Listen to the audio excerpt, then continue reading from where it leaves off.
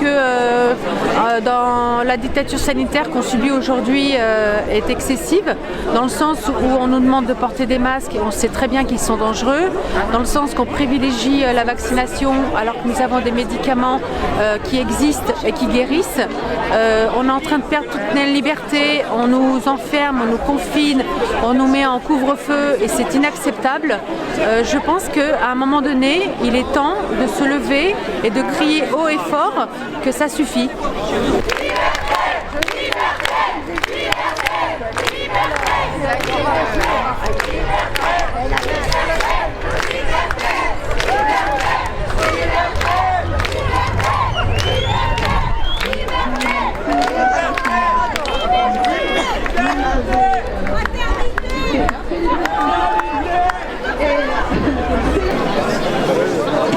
Merci Régine pour la musique et pour les danses. Merci pour apporter ce... Moi j'ai dit... Quel est notre but? C'est de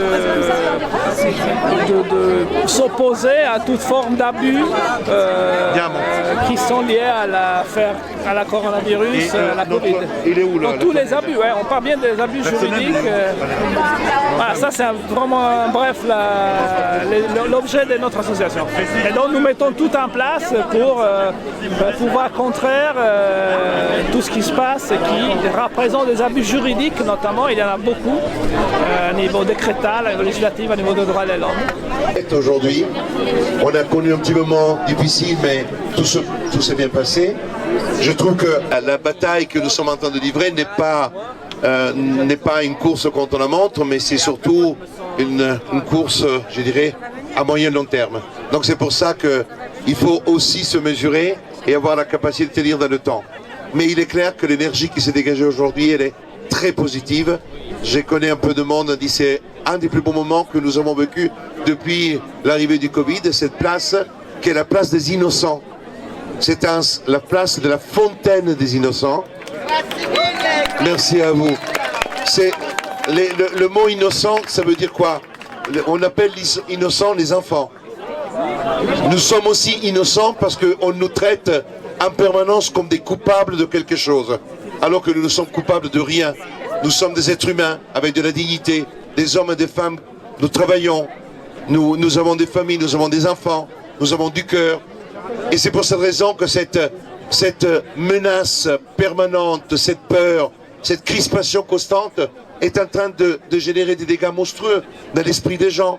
Et c'est pour ça qu'aujourd'hui, vous voir sourire, avoir des photos, moments d'échange, des bisous, de se regarder à nouveau sans le masque quand on a pu le faire, c'est une manière aussi de retrouver toute notre humanité, celle que les autres veulent nous faire perdre. Ne la perdons pas. Ayons le courage vraiment de continuer. Baissons le masque, faisons sourire. Merci vraiment. Merci encore. Vous êtes...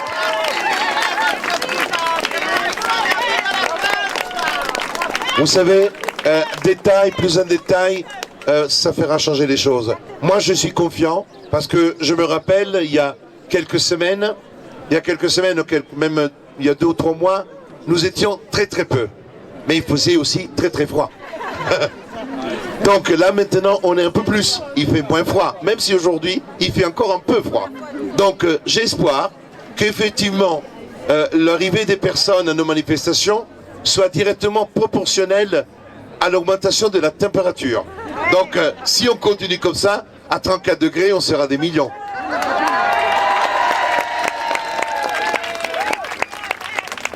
Mais surtout, ce qui est très important, c'est de garder l'espoir. Et garder l'espoir, ce n'est pas simplement de se réveiller le matin en disant « Ok, je garde espoir ». Non, garder espoir, c'est agir en conséquence.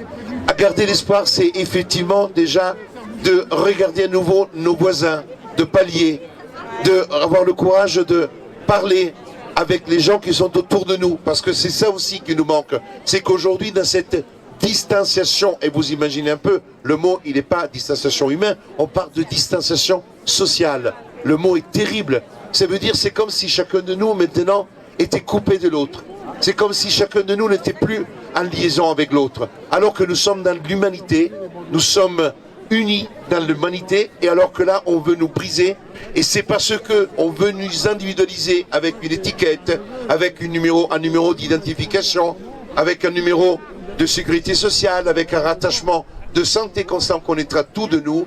Eh bien, c'est là qu'il faut éviter surtout que les gens se retrouvent ensemble. Parce que quand on se retrouve ensemble, nous retrouvons des énergies, nous retrouvons l'amour, nous retrouvons la passion d'être être humain. Parce que être humain, c'est avoir la passion pour la vie. Et ce qui se dégage aujourd'hui, c'est la passion pour la vie. Je vous ai vu danser comme des enfants. Ça veut dire que chacun de nous, il y a toujours cette part d'enfant qui est celle que nous devons aujourd'hui garder pour aller de l'avant avec les yeux de la curiosité et de la découverte. Parce que de toute façon, il n'y a que cet enfant qui est venu tout à l'heure me donner cette rose qui m'a dit vous êtes un héros comme cela m'a été dit à Lyon, comme cela m'a été dit à Strasbourg. C'est pas moi, c'est tout ce que nous sommes en train de faire. C'est-à-dire que chacun de vous est un héros parce que avoir le courage d'être là, au lieu d'aller faire du shopping, au lieu de rester à la maison à regarder un film, eh bien avoir ce courage-là, c'est le courage de l'amour. L'amour pour la vie, l'amour des autres. Merci vraiment, merci.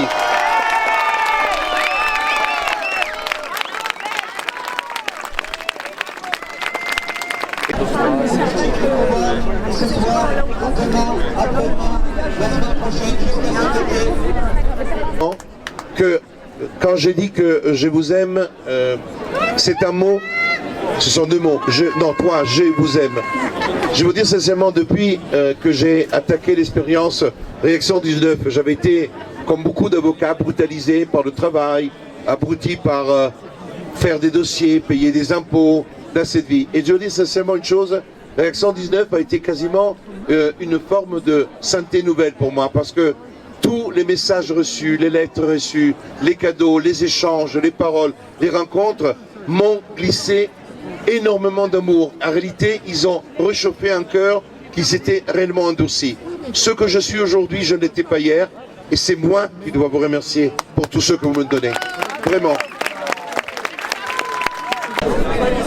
Encore merci au groupe Réaction 19 de Maître Prison qui se bat pour nos droits. Les gens vont aimer la vie et aimer la nation et aimer l'État quand les gens sauront qu'à l'intérieur de toutes les institutions, il y a des élus démocratiquement élus qui vont respecter le pacte républicain. Et pas que lorsqu'ils sont élus et ils vont à l'Assemblée nationale et au Sénat, ils sont là pour valider des lois faites par un exécutif qui n'est pas élu et qui n'a aucun compte à rendre au peuple. Exactement. Et ça fait trop d'années qu'aujourd'hui, nous sommes gérés dans une forme de dictature parlementaire.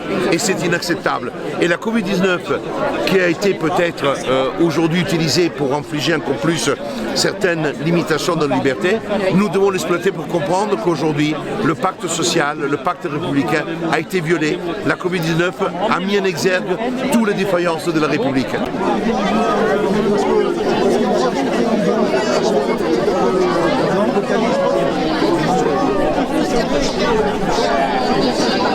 Pour moi, c'est devenu en fait juste un état d'être, quoi, d'aller vers la libération, enfin, vers un état de liberté.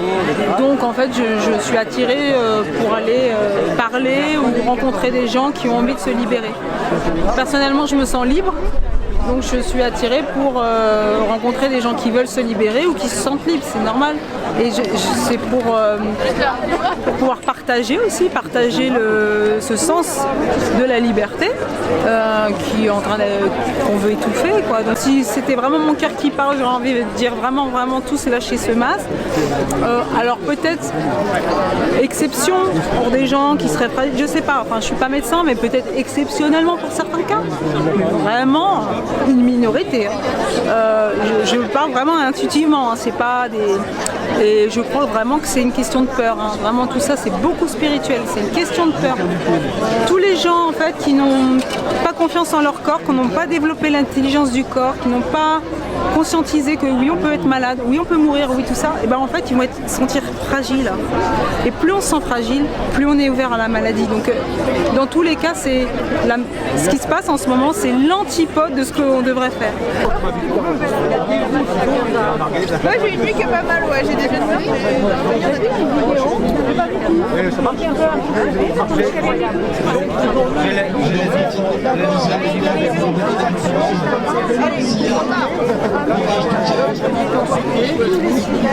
Je suis ici effectivement non pas que pour dire non au masque, je suis ici pour juste vraiment faire de la présence, que les gens comprennent qu'on est face à un génocide dans cette dictature sanitaire, qu'effectivement c'est pas d'hier, que c'est compliqué avec les gouvernements, mais qu'il faut dire non, stop, que nos enfants ils s'étouffent, que nos aïeux on leur a mis du Rivotril, on les laisse, ils sont isolés, il y a énormément de précarité qui arrive au-delà, sans parler de la vaccination qui est juste une catastrophe, qu'on ait la foi ou qu'on n'ait pas la foi, on ne peut pas toucher à sa santé.